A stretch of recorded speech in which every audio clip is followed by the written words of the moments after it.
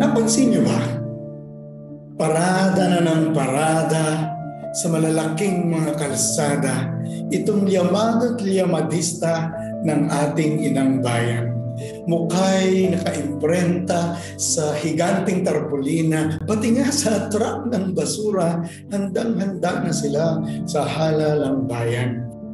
Pagdating sa may plaza, may sayaw at kanta, harana at manyanita, pampasigla sa taong bayan. Sir, just to clarify, you're going to block the renewal of franchise of ABS? You're committing a crime.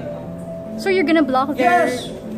Puntang ina, harap-harapan, magkolekta kayo. Akalain mo ba, pinakalakpakan pa itong pagmumura matapos ipasara ang istasyon at media na lingkod ng bayan. Samantala, ang mga biktima ng sakuna at pandemya, bigas at bakuna ang inaantabayanan. Bakit ganun?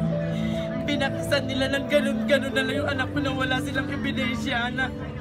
Ang anak ko isang kuriro na binibintang nila. Ito ba ang palisiya?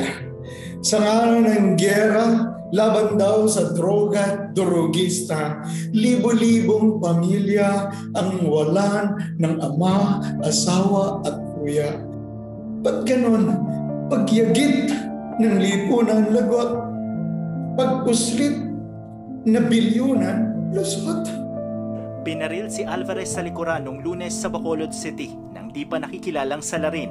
Doble dagok ito para kay Palabay na noong araw na iyon, inilibing lang ang peace consultant at anak pawis chairman Randall Ichanis na tinorture umano. Sa ngalan ng kampanya na kontra-terorista, dose-dose ng abogado at aktivista ang dugoang pinatumba. Karaniwang kriminal, bugbog. Kakutsabang opisyal, busog. There are still presence of Chinese ships at Julian Felipe Reef in the West Philippine Sea. And do you think China will just give it freely because of the United Nations demand? Yan ang hindi ko maintindihan kay Carpio.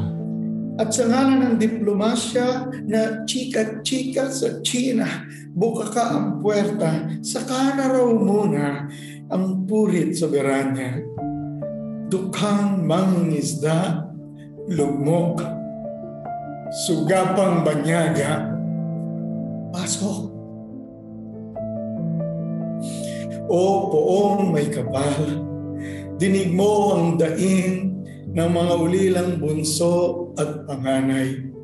Dama mo ang bigat sa mga balikat na walang hanap buhay. Kaakbay ka namin sa pagluluksa at pakikipaglamay. Kakampi ka namin sa pagtuliksa sa tanang panghahalay. Palayain mo ang mga ikinulong ng walang katarungan. Palabasin mo sa pagtatalukbong mga alagad ng mga simbahan. Padalhan mo naman kami ng mga pinunong matino at marangal. Yun pong hindi bastos o garapal at huwag na huwag pong kriminal. Pinunong may puso na kayang yumuko sa nasalaylayan. Walang lansa ng dugo ang kanilang pangalan at angkan. Pinunong uusig sa mga gahaman na kawatan. Pinunong didilig sa binhing katapangan ng bagangit baylan. Pinunong hihilom sa kairaming sugat sa aming kasaysayan. Pinunong pupukaw sa pagiging kapwa at pagkamamamayan.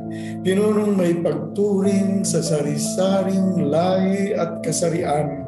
Pinunong may pitagan sa biyayang gubat at mga karagatan. Pinunong loob ay dalisay, palakad ay mahusay, at kagalang-galang, makadiyos at makabayan, walang labis, walang kulang. Ngayon, hayaan ninyo akong panatay mabigkas Sa gitna ng lahat, oo, iniibig ko pa rin ang Pilipinas. Duyan ang magiging alab ng puso, silanganing perlas, lupang pangako, bayan ng ninuno, krusipiho sa kwintas. Handa ako poon na ialay itong kaisa-isang buhay alang sa iyong pinagkatiwalang kaisa-isang bayan. Isang bayan, oo, maraming tiwali, nagkakamali-mali, pati sa pagpili. Ngunit pag nagsuri, bumabangon, bumabawi. Isang bayan, oo, kung minsan parang walang pakialam. Pagkat si muray kumakalam, subalit ang dami-dami nilang alam. Isang bayan, oo, sa ibabaw ng tubig, tila magkakahiwalay. Subalit pag sinisid, magkakarugtong at magkakaugnay. Isang bayang, oo, nagkakagalit at nag-aaway-away, subalit dahil nga magkakapatid, nagyayakap, nag-aakbay. Isang bayang, oo, pigana ang pag-asa, puno ng pangamba, subalit di pa rin bumibitiw sa pagsampalataya at pagsamba. Isang bayang, oo, dahil sa kagipitan ay napipilitan makipaggitgitan kahit masaktan sa malalayong bayan, subalit sa kaloob-looban, sa katapus-tapusan, inang bayan pa rin ang nais balikan at uwi-uwian. Isang bayang, oo, ang buntong hiningay. Pagtiyagaan kahit sinong leader dyan, pare-pareho lang ang mga yan, ibulsa ang 500, kahit paano laman din yan ang tiyan. Subalit sa kaliliman, ang ating inambayay, nangangarap, naghahanap, nag-aapuhap, nangungusap, nakikipusap. Panginoon, palakasin mo kami ngayong malakas ang tuksong manlumaypay. Pasilipin po kahit saglit ng manipis na guhit ng bukang liwayway. Patikimin mo naman po ng kahit ilang suho ng masarap na tagumpay. Isang bayang may tapat na pamumuno at maginhawang pamumuhay.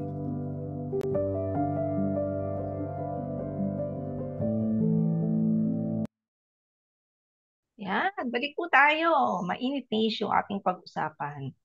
At sa ating pong tema ng gabing ito, Bagong Pilipinas, huwag kalimutan, panagutin.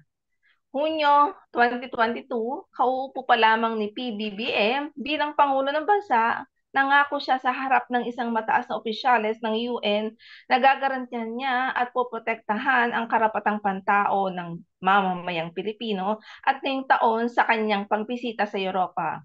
Pinagyabang niya ang malaking pagbabago sa pagsugpo o paglaban kontra droga at hindi raw sang-ayon sa marahas na pamamaraan. Ayon sa The HAS Project, isang inisyatibo ng Universidad ng Pilipinas o UP, nakapagtala ng 331 na matay-gera kontra droga noong 2023. Ito'y humigit ng 7 taong namatay noong 2022 na may naitalang 324. At sa huling 6 na buwan ni dating Pangulong Duterte ay naitalang 169 na namatay o biktima. Samantalang 175 naman ang naitala sa unang 6 na buwan ni PBBM. Patunay na ito na hindi nasusolusyonan ang problema ng droga, bagkus patuloy ang paglubha o pagdami ng nabibiktima na tinuturing sila na collateral damage. At ngayon, sa ika-3 taong SONA ay may nakikita ba tayong pag-asa o hustisya at konkretong programa sa halin ng mga libo-libong biktima na giyera kontra droga? Hanggang sa ngayon ay patuloy na nagmamatigas ang gobyerno ni PBBM na di tulungan o sumuporta sa investigasyon isinasagawa ng ICC. Paano na nga ba ang biktima ng mga pamilya patuloy na umaasa na sa pamamagitan ng ICC ay makakamit nila ang katarungan inaasam-asam hanggang saan ang paghihintay upang mapanagot ang dapat managot at pagbayarin ang may malaking pagkakautang sa bayan at taong bayan. Yes, ngayon pong gabi ay mga kasama natin sa ating talakayan si Father Bert Alejo. Siya po ay tawag natin ay paring Bert, sa isang Filipino Jesuit, anthropologist, priest, professor, Tagalog poet, at peace activist. Nakita naman po natin yung tula kanina. Magandang gabi at welcome back po, Father Bert. Magandang gabi. Masarap na makabalik dito. Magandang gabi po. Weng, Ditz, Edu, Pat Edu. Magandang gabi, Father. Kaprene. At saka sa inyong mga masugid na tagapakinig, hindi lang dito sa ibayong bansa, kundi sa ating sariling bayan. Yes. Ako masyadong mainit na panahon at mainit pang issue at lalong napakainit ng mga issue sa Pilipinas sa panahong ito. Simulan na po natin para makarami tayo. Hindi ko alam bakit mainit na panahon. Ako yung napag-initan ninyong imbitay. Ibig sabihin kong hot property kayo. Tamang-tama sa ating mga usapin. Yan.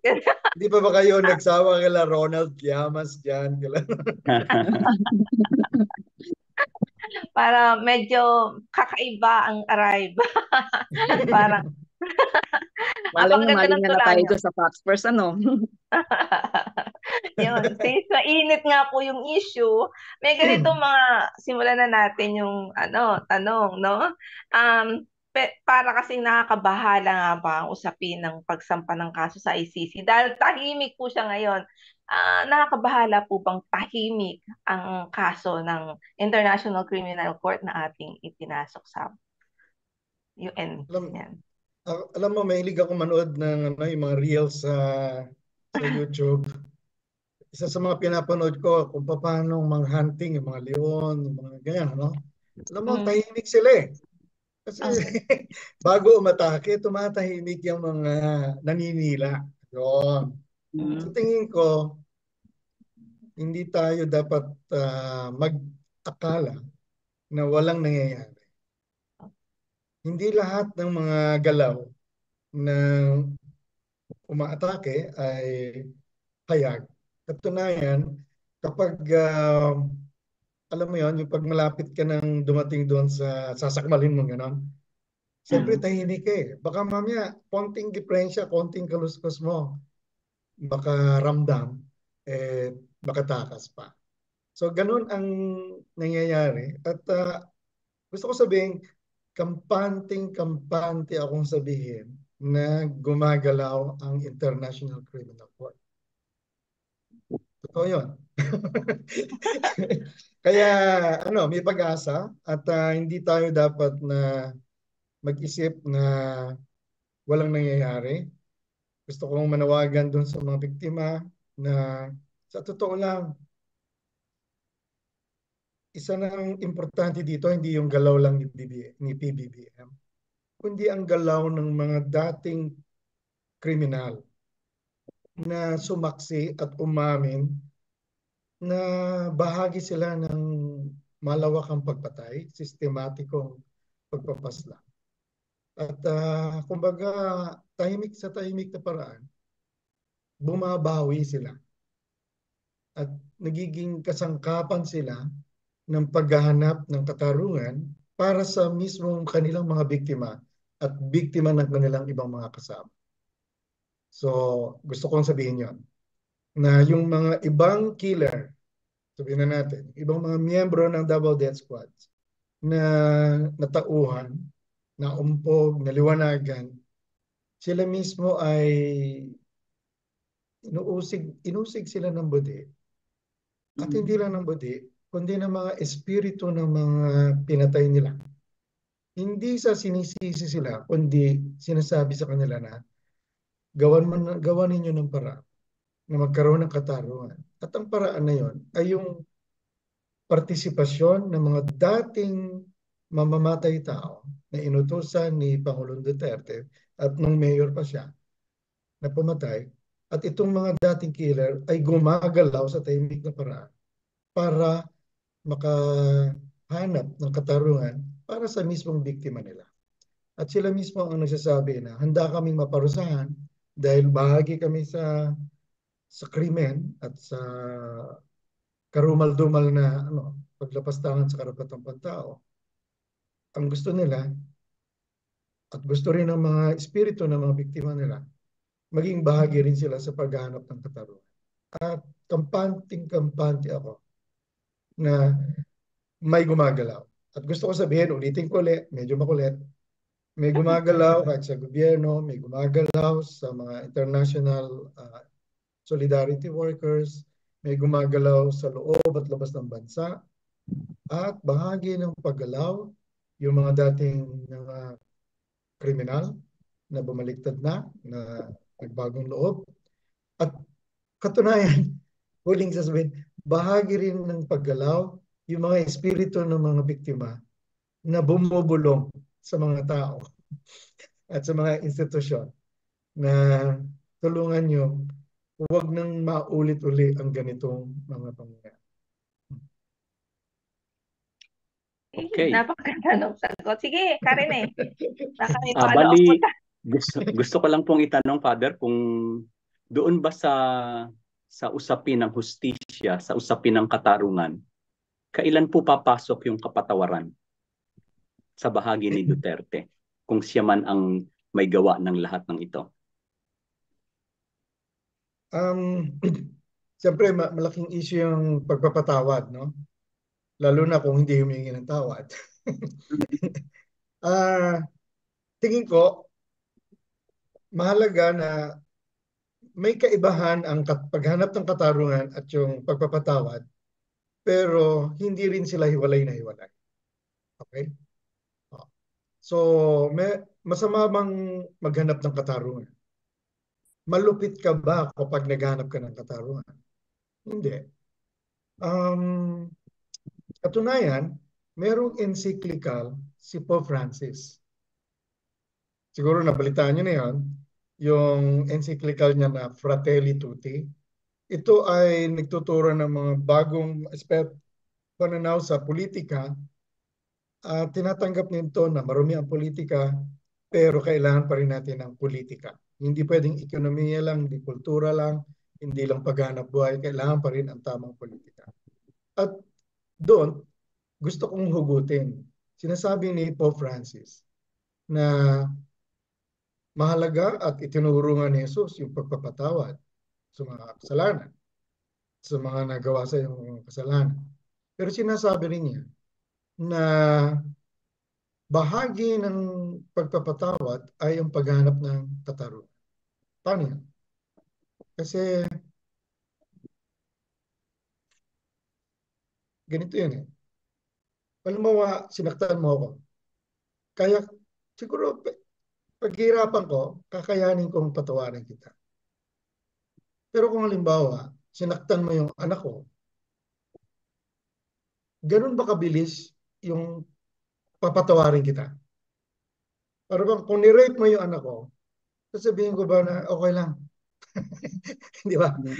Eh, ano sila? Ibang usapan na yun eh. Hindi ako yung sinaktan. Ba't ako yung magpapatawad? Parang yung iba sinasabi na, okay, na maraming pinatay, patawarin nyo na. Ako ba yung pinatay? Ako ba yung namatayan? Bakit ako yung magsasabi, kahit na pari ako, ba't ako yung magsasabi na let's move on, patawarin na natin yan? May kabutihan din yung nagagawa. Hindi, sabi ni Pope Francis, huwag mong agawin doon sa biktima yung bilis ng pagbunot ng pagpapatawa. Hindi ganoon kasimple yun. Bakit? Kasi kung nilabad sa tao yung kanyang dangal, kanino ba galing yung dangal? Sa Diyos. Binigay yun sa kanya. So tungkulin niya na pag magpasalamat sa dangal na yun, tungkulin din niya na pangalagaan yung dangal. Ngayon kapag sinira yung dangal at karapatan, may katungkulan siyang ipagtanggol yung dangal at karapatan na galing sa Panginoon.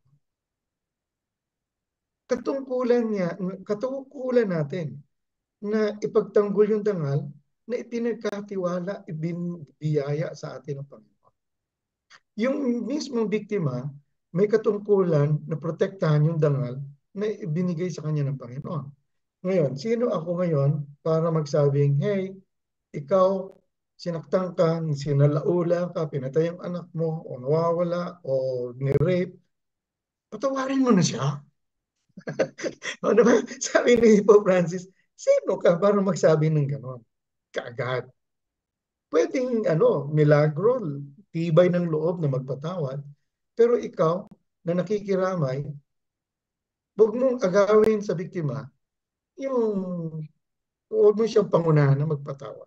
Pangalawa, sinasabi ni Pope Francis, kapag ang lumalabag sa mga karapatan ng tao, ng mamamayan, ay yung mismo mga pinuno, sinasabi ni Pope Francis doon sa encyclical na Fratelli Tutti, lahat ay magkakapatid. Ang sabi niya, pagka ganyan, dapat tanggalin ang kapangyarihan sa mga taong hindi marunong gumamit ng kapangyarihan. Bakit? Kasi masasaktan nila ang ibang tao at masisira din ang kanila mismong pagkatao. Parang bata na may daladalang kutsilyo, pwedeng makasakit siya ng ibang tao. Pwede rin na masaktan niya yung sarili niya. Ikaw ngayon na mas nakakaunawa, siyempre, sa isang paraan, kukunin mo yung kutsilyo dahil hindi siya, itong batang to, hindi marunong gumamit ng patalim. At makakasira siya, makakasakit siya, makakasugat siya sa ibang tao, at malamang din, masugatan din niya sarili niya. Sinasabi ni Pope Francis doon sa Fratelli Tutti, siguro pwedeng ibang session pa yan, no? Dapat pigilan natin yung may kapangyarihan na hindi marunong humawak ng kapangyarihan at ginagamit ang kapangyarihan para saktan mismo ang kanyang mga nasasakupan. Dapat wag natin silang iboboto. Sabing ganun. Wag natin ipagkatiwala sa kanila ang patalim na pwedeng makasakit sa sarili nila at sa ibang tao. Kung nagkamali tayo na naibigay natin ang kapangyarihan sa mga hindi tamang tao, wag na natin silang iboto uli. At kung kakayanin pa, habang nandiyan pa sila, tanggalin yung kapangyarihan niya sa kanilang mga kamay. Ngayon, ang problema, hindi ito gaano pinag-uusapan. Hindi ito kung ano-anong ideolohiya. Basahin natin ito, lalo na tayo nasa Roma. Hindi dito tayo sa Roma, hindi dito lang yung Papa. Pero sinasayang natin yung mga ganyang turo. Follow up lang, Weng. Father. Sige. Bali kasi, Father, parang bumabangga yata yun sa usapin ng sinabi ni Kristo na kapag sinampal ka sa kaliwa ay ibigay mo ang kanan, ibigay mo ang kaliwa. Ano po ba ang Pero yung nilampaso din niya yung mga nagsusugal doon sa loob ng simbahan. Okay? Alam mo yung mga kasabihan niya, dapat inilalapat yan sa tamang sitwasyon. Nilalagay yan sa tamang sitwasyon. Meron kasing mga minimum standard, no? Mga minimum standard na gawin mo, huwag mong gawin sa iba, ayaw mong gawin sa iyo. Basic yan. Pero kung ginagawa mo na yan, naghahanap ka pa ng mas malalim pang espiritualidad, may idadagdag pa si Jesus. Hindi lang yung tutulong ka sa mahirap, kundi ikaw mismo maging dukha. Iba na yun. Yung iba gusto lang tumulong sa dukha. Di ba? E di okay yun. Pero kung halimbawa, tumutulong ka na sa dukha, sa mga mahihirap, pero parang may kulang pa. Sasabihin naman sa iyo ni Jesus, may kulang pa nga. E di mamuhay ka bilang dukha. Huwag ka lang tumulong sa mahirap. Ay, naku, hindi ko na yata kaya. Hindi ito para sa iyo. Ganon din naman, di ba? May lumapit kay Jesus. Guro, ano bang dapat kong gawin para mapunta sa langit? Sabi niya, sundin mo yung 10 utos. huwag kang papatay, huwag kang ganyan. Eh sabi nung young man, ginagawa ko na ho yan eh. Kumbaga, yung minimum na 10 utos, hindi niya nilalabag, sinusunod na niya. Eh, nung tinitigan siya ni Jesus, itong mama na to, mayroon pang ibang hinahanap eh. Ano to, nasa bingit siya ng mas malalim na espiritualidad. Sabi ni Jesus, o sige, yaman din lamang na naghahanap ka ng mas malalim na espiritualidad. Ano kaya kung yung kayamanan mo, ibenta mo, yung pinagbentahan, ibigay mo sa mga mahirap? Sabi niya, sabi nung mayamang binata, balik na lang ako sa 10 Commandments. Ano nangyari? Umalis siya na malungkot. Kasi hindi siya masamang tao, ginagawa niya yung tama, pero sa kailaliman, meron siyang hinahanap ang mas malalim. At pagkaganyan, hahamunin ka naman ni Jesus na mas magpalalim pa. Merong mga nangingisda na malapit sa dalampasigan. Pero merong mga gustong sumisid ng perlas. Sa hamunin ka naman. O edi kung gusto mo ng perlas, huwag ka lang dyan sa dalampasigan. Tilapia lang mahuhuli mo dyan. O pangos. Pero kung gusto mo ng perlas, pumalaot ka. Kanina, iiwanan mo yung dalampasigan, nakasakay ka sa bangka, mangingisda ka. Pero kung gusto mo ng perlas, pati yung bangkang sinakyan mo, iiwanan mo para makasisid ka. Yung may mga kasabihan, sundin mo yung 10 utos, basic. Pero meron ding level, merong level na palalimin mo pa ang spiritualidad dahil may hinahanap ka pa. Meron ding idadagdag si Jesus yan. Na, o sige, kung talagang gusto mong maging martir, etc., may payo ako. Ialay mo pa, pati yung kabilang pisngi mo. Mas malalim. Pero hindi ibig sabihin na na lumulukso ka doon sa mas malalim. Hindi. Dapat nasunod mo muna yung basic. Katulad nung young man, nasusunod muna niya yung basic na yung pagtatanggol, paggawa ng tama. Pero dahil sa kaibuturan niya, may hinahanap pa siyang iba, meron sagot si Jesus diyan. Magpakalalim ka pa. Yung pag-aalay ng kabilang pisngi, yun ay hamon para sa mga gumagawa na ng katarungan ng na nasa espiritualidad ng moralidad. Pero kung gusto mo ng spirituality,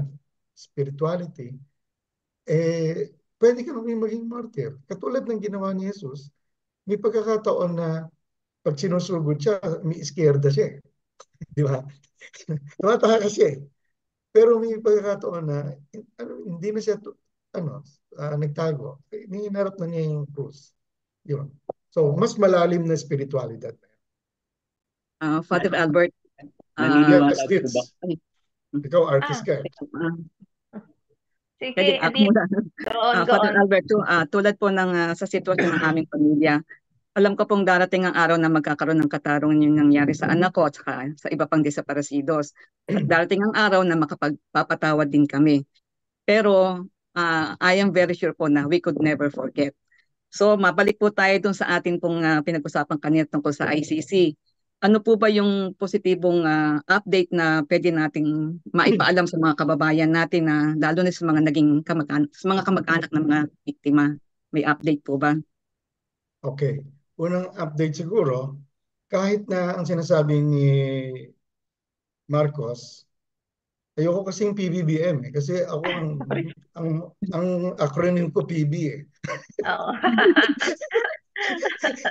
Parang ako yung nababanggit. Alam mo, sinasabi ni Marcos, nung unang-unang upo niya, hindi niya papayagan. Maya-maya, nagbago na yung salita ni Remulla. Pwede naman niyang pag-aralan. Di ba? Lumambot dun eh. Maya-maya, sabi, depende na yan sa Supreme Court. Ganyan. Tapos, maya-maya, si Trillanes nagsabi na okay na yan, papasok yung ICC. Maya-maya, nagsalita na naman si Marcos na hindi tayo magko-cooperate. Okay? So, mapansin nyo, pabago-bago. Tignan lang natin to bilang salita ng mga politiko. Nung una, ang interpretation ko to, nung una, siyempre, magkakampi pa sila nila Duterte. So sabi, hindi pa papasukin ng ICC. Maya-maya, medyo nagkakaroon na sila ng ng away. Sabi ni Remulla, siyempre, boses din ni Marcos yun, pwedeng pag-aralan. Okay? Tapos Nagkakaroon ng option. medyo may lull. Ano yung lull na yun? Sa totoo lang, nakapag-imbestiga. At nakapasok po talaga. Saksi naman siguro yung ibang mga biktima dahil kinausap naman sila. Di ba? Pangalawa, hindi lang kinausap doon sa Pilipinas, meron din naman kinausap sa labas ng Pilipinas. Yun. Malaking bagay yun. Ibig sabihin, nung sinabi ni Marcos dito muli na hindi tayo mag-cooperate, medyo okay na eh. Kumbaga, halos kompleto na yung mga information. Yan, sinasalansa na lang ng mas maayos yung mga argumento. At hanggang itong linggo na to, may mga iba pang nangyayari. Hindi natin pwedeng sabihin yung iba, pero hanggang itong mga araw na ito, mga oras na to, meron pang ibang nagaganap na pagkilos. Pangalawa, nung pumutok yung sa Ukraine at saka sa Gaza, nag-alala ako. Sabi ko, baka mamaya ang buong focus ngayon ng International Criminal Court ay kila Putin, kila Netanyahu. But sabi ko, baka mamaya maapektuhan tayo. Una, sa totoo lang naapektuhan tayo, yung chief investigator assigned sa atin nalipat sa Ukraine. Sabi ko, nag-alala ako doon. Pero hindi pala ang pumalit naman ay mga matitino din at hindi lang 'yon. Nag-expand yung investigation team. Mga 200 na sila. Magandang balita. Nagdagdag ng investigators, ng researchers, at saka kung napansin niyo sa website ng International Criminal Court, nanawagan pa sila ng mga translators. Public naman yun eh. Nanawagan sila ng applicants ng mga translators para sa Pilipinas, Philippine case. At sabi, kung pwede, yung marunong sa Bisaya at Ingles. Uy. Ibig sabihin, may mga nakausap na na Bisaya. Meron silang nasa listahan ng kakausapin na ang salita ay Bisaya. Bisaya. Bukod pa sa Tagalog dahil sa Maynila.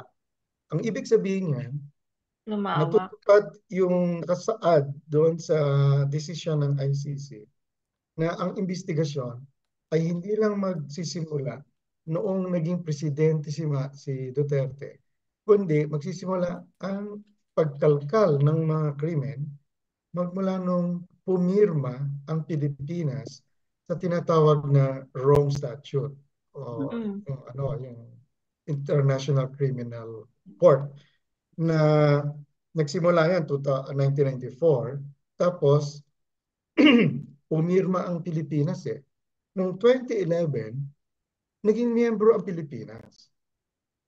Ibig sabihin yan, kasama sa investigasyon yung panahon na 2011 to 2016. Mayor pa nun si Duterte. At kung titignan mo yung petsa, 2011, ang mayor noon, sino? Si Sara. So, parang simple lang, humingi sila ng translators, Bisaya. Ibig sabihin naman pala, ang investigasyon ay umaatras doon sa mayor pa sila Duterte. Ibig sabihin, kasama sa kakausapin yung mga biktima ng EJK mismo sa Davao City. Kasi kung hindi, di Tagalog na lang doon sa mga karamihan na sa Maynila. Sa Maynila. Oo. So, may mga may mga tagong balita na pwedeng hindi natin matunugan. Makita mo lang, naghanap sila ng translator. Bakit Bisaya? Ayun. Lalim. Hindi lang yun. Hindi lang Mm. biktima. Yung mga dating killer, Bisaya ang salita ng mga yun. Mm. Yun. Taga-squad. Pero maingat ba sila? Maingat. Mm. Kasi hindi sila basta kukuha ng translator na tingin nila ay ano na, yung bang bias na. Siguro ako, bias naman ako, no? So hindi ako pwede translator. So kukuha sila na, para fair. Kumukuha sila ng translator na may record talaga na nagta-translate, marunong sa Bisaya, sa Tagalog, at saka sa English. Balikan yan no? Hindi lang yon. Kapag kinuha ka na translator, kukuha pa sila ng isa para i-check kung tama ba yung pagta-translate mo. Ganon sila kasino. Okay? Oo, So, para kami. ito, maliliit na bagay, ibig sabihin, mayroon pang iba na mga galaw nila na hindi natin namamalay. Pero gusto kong sabihin, kampante ako, sabihin natin. May gumagalaw. Gugulating na lang tayo. Oo, napakaganda syempre para sa pamilya ng mga naging victims. Hindi siya maliit na bagay tingin ko, kundi malaking update ito dahil hindi siya tumitigil kahit tahimik siya sa unang tanong. Malawak ang nararating. I mean, hindi lang siya basta kasong ganon. Tuloy-tuloy. Yun. So yung iba, baka yung iba sorry po. hindi natin pwedeng pag-usapan dito. Opo. Understandable. Opo. Yan. Okay. So na naman po. State of the Nation address na naman. No? Mga ngako na naman. At alam naman natin na sa mga ganyang mga parang pagkakagastusan ng pamahalaan ay wala yung hustisya, wala yung mga promises para sa mga mahihirap. Ano bang tingin natin na maisasama po ba to? Thinking na meron kayong konting sinasabi na parang pabago-bago. May takot po ba ang gobyerno natin na isama siya doon sa kanyang speeches para makita ng ibang bansa, oy, may ginagawa pala. Tingin nyo ba magagawin niya to? Siguro meron siyang, hindi ko alam, siyempre, iba yung script nila, no? At saka up to the last minute, pwede rin mag-edit yan. Kung babatayan natin yung ginagawa nilang pagre-report sa ibang bansa, meron naman silang maire-report. Una, pwedeng sabihin nila na, yun nga, na hindi na to bloody. Iba na yung patakaran, iba na yung palisiya. Although, hindi pa naman nababago yung palisiya, no? At saka meron pa rin talagang nare-record na pagpatay. Pero yun ang pwedeng nilang sabihin na katunayan merong katatapos lang ng National Drug Summit, Policy Summit.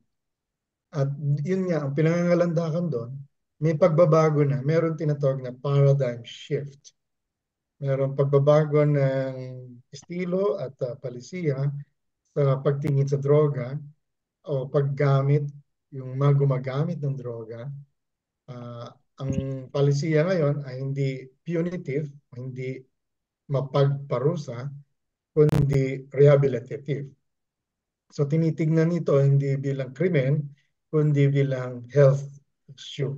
Okay?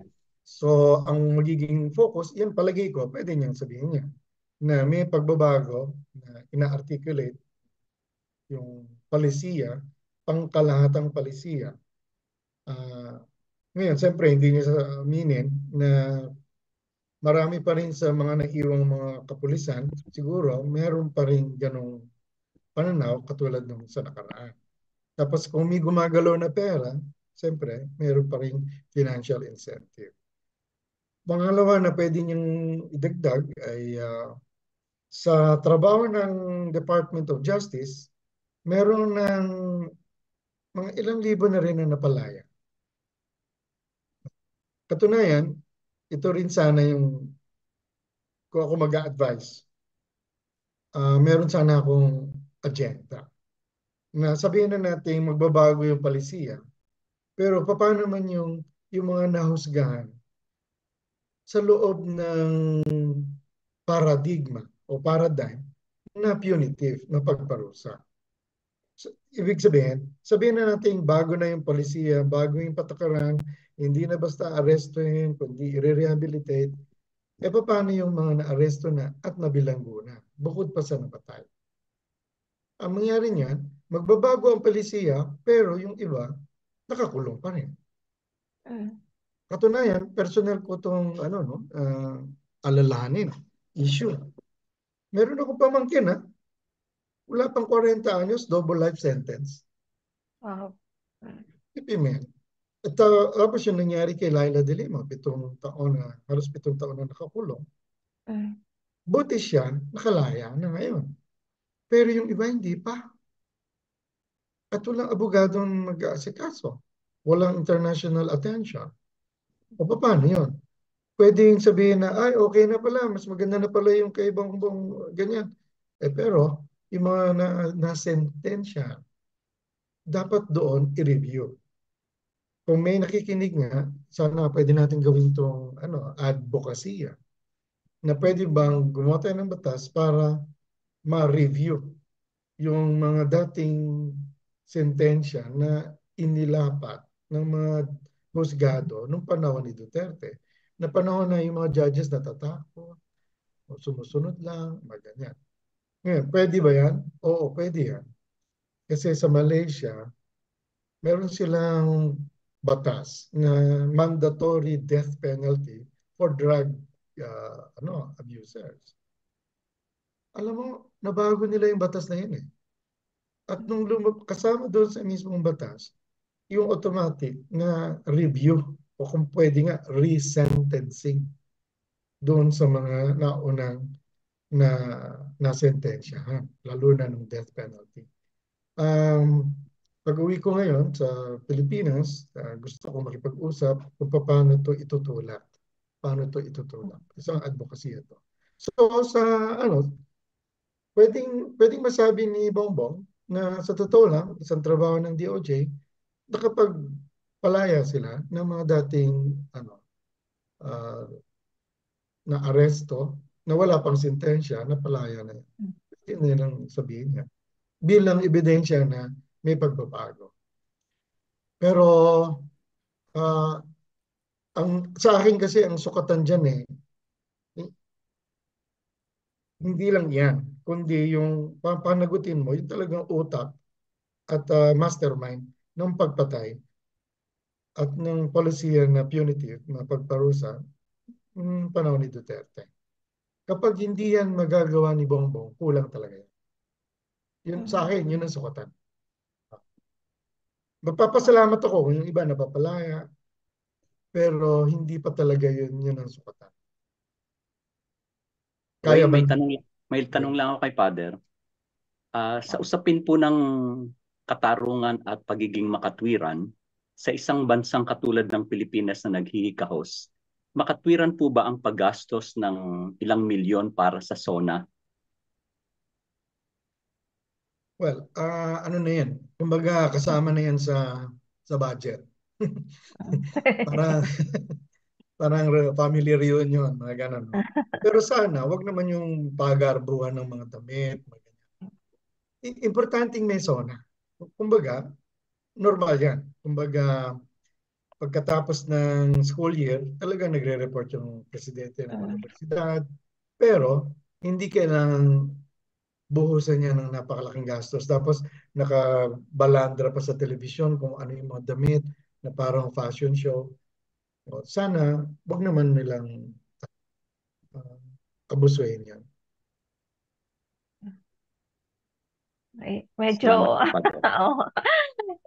tahimik kami. Pwede bang walang SONA? Hindi na. Dapat meron.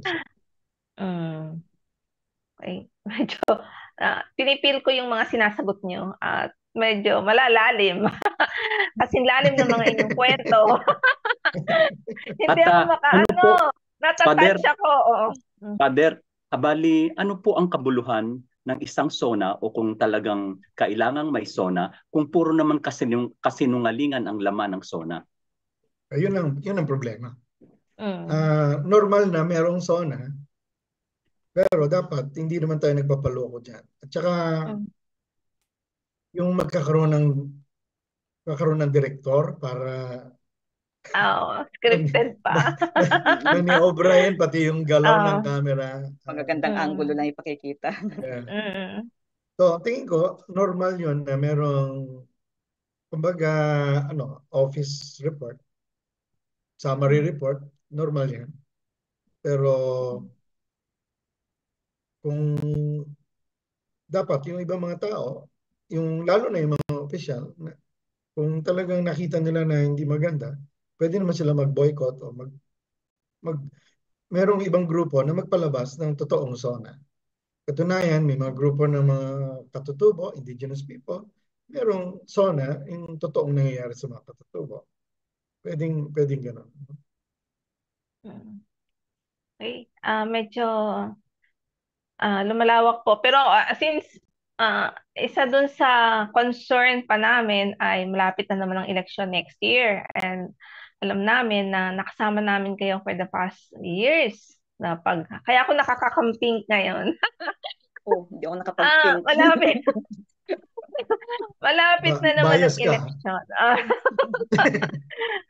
Ano po yung ating mensahe tukol dito? Anong ating ma-share?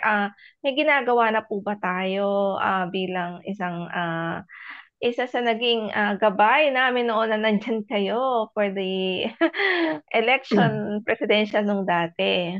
Paano po ba natin ibibigyan ng ng konkretong pinalabas niyo yung tula ko noon. Naalala ko tuloy simula ng isang bayan. Panahon pa ng COVID yun, na parang walang nangyayari, 2 years before the election. Nalulungkot nga ako na parang palagi nilang ganon. Meron namang galaw. Una, yung sa senatorial balls, 3 na yung nagpahayag na tatakbo sila, si Bam, si Chel, sino ba? Si Bam, si Chel, saka ba't nawala sa isip ko?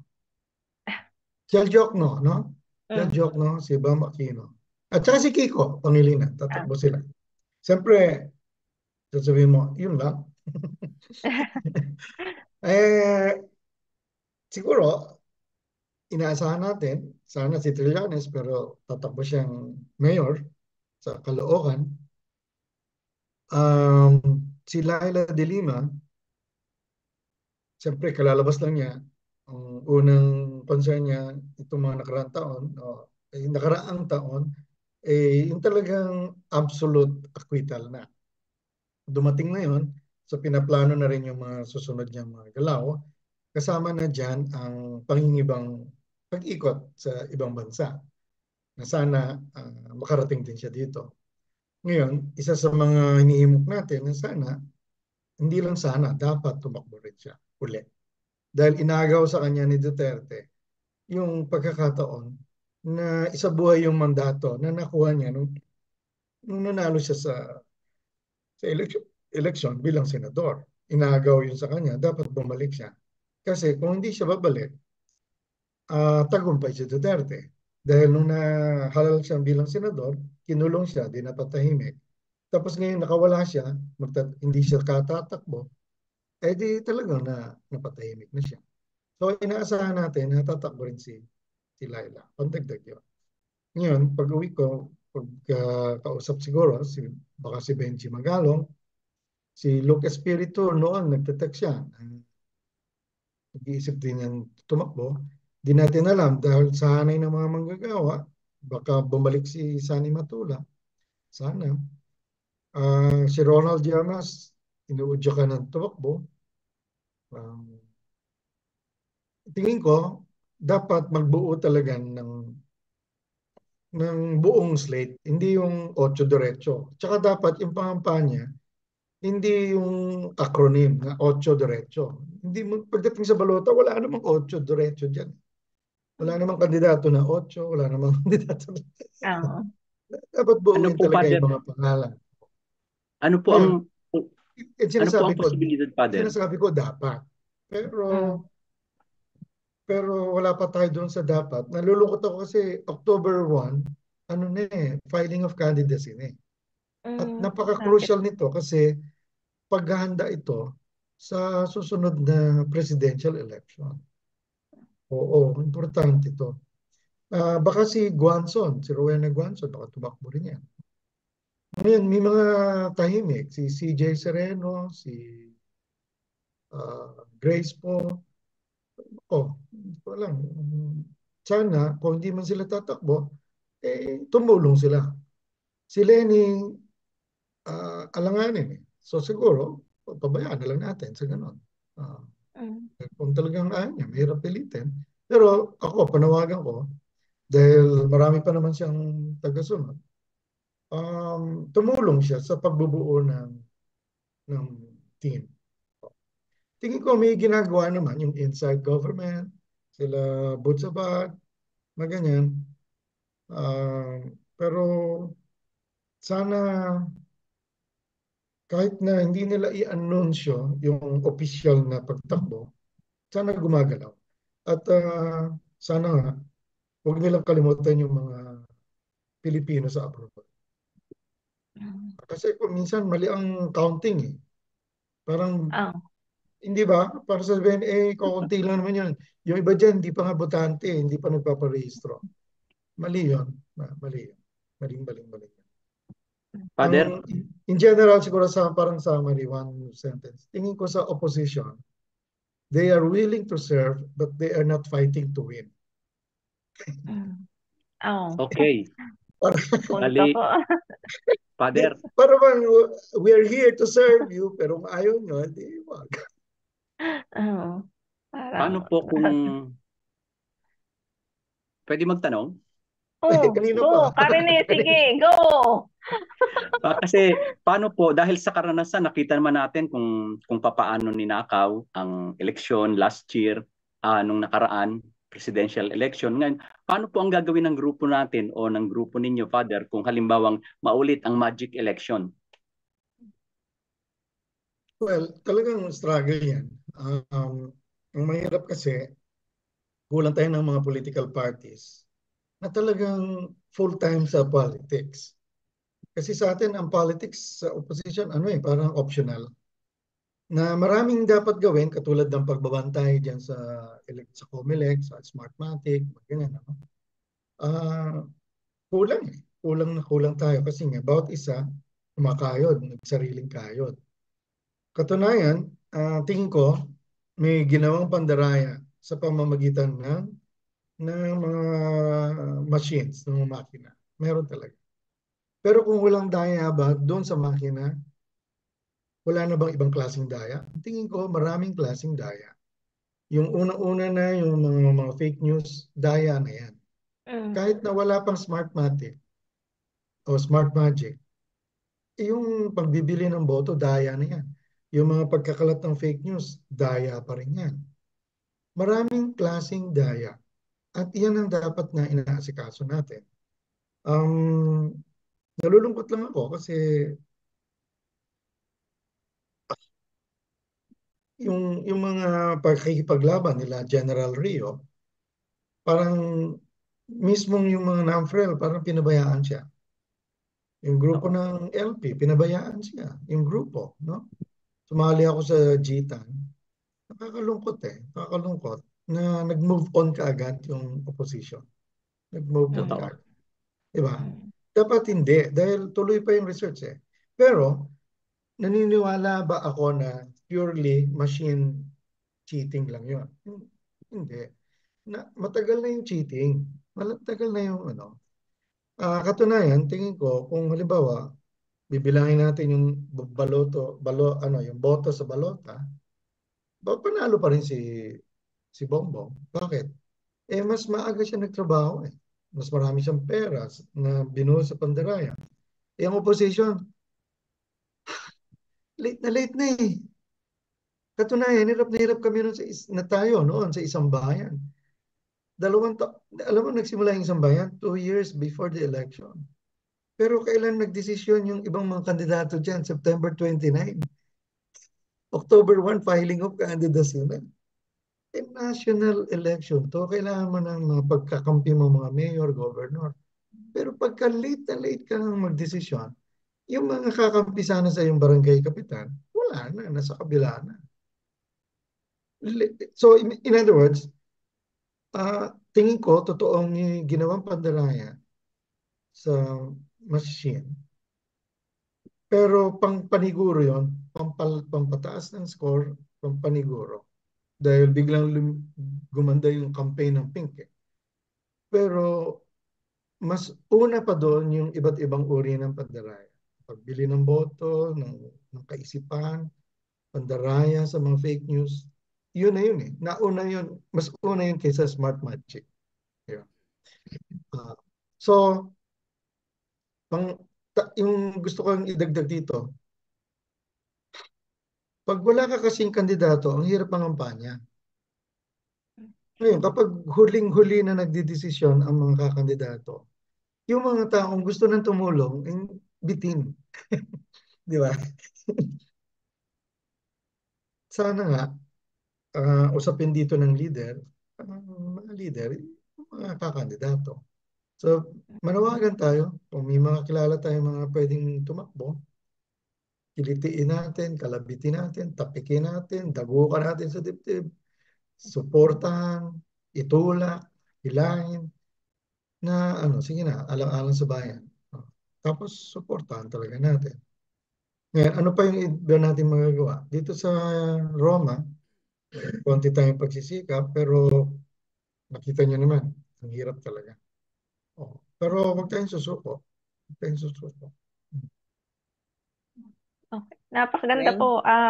Yung huli na kasi medyo lampas na tayo ng oras.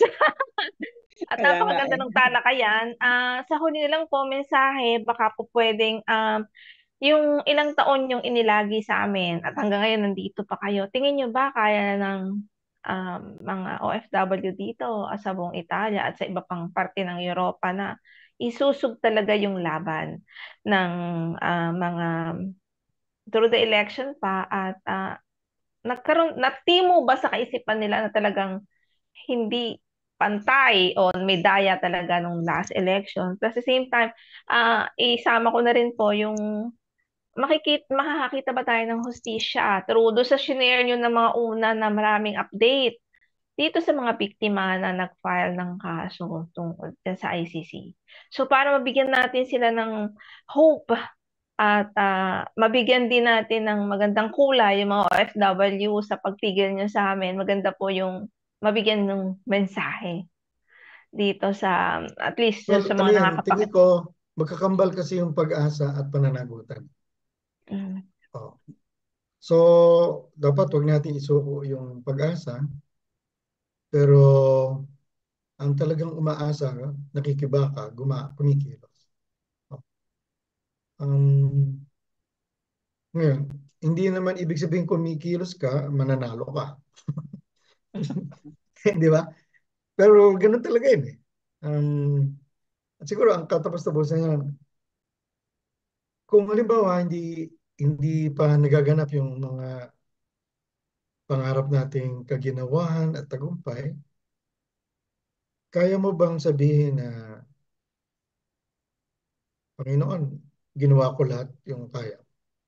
Kaya kung sabihin ng Panginoon, talaga lahat? Talaga bang ginawa mo lahat ng kaya mo? Di ba, no? Kung kaya mo sabihin yun, di, kahit anong mangyari. Kahit anong mangyari.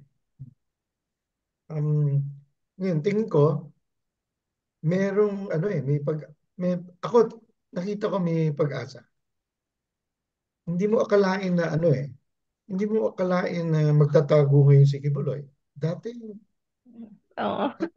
parang sabi niya, I'm the new owner of the universe. Maganda, no? Parang napaka-kampante. Pero ngayon, nagtatago. Nag-iwan ng mensahe, recorded message. Hindi ganun kakampante yung mga nagtatanggol dati sa mga karumaldumal na pagpatay noon. Yung iba talagang yung bang kampante, agresibo, na ipagtanggol. Ngayon, tahimik na sila.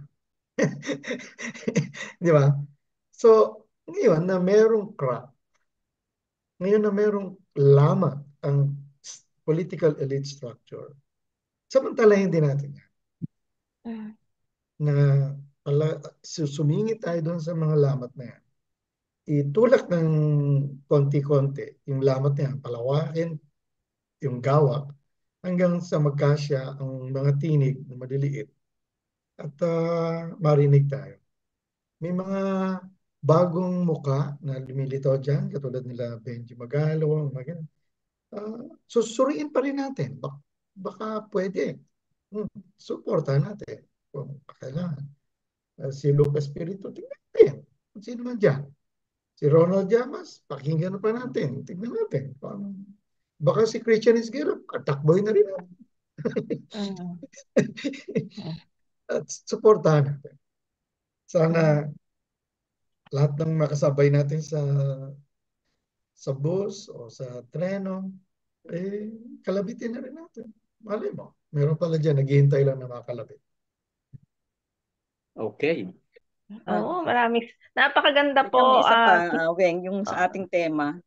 Oo, sige. Father, yung sa tema po natin na papanagutin natin yung bagong Pilipinas.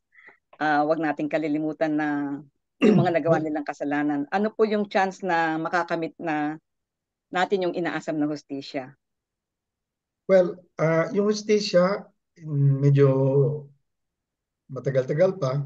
Pero in the concrete, sa konkreto, kung halimbawa magdang Agosto, Setyembre, magkaroon ng request for a warrant of arrest, tingin ko may political gain na yan.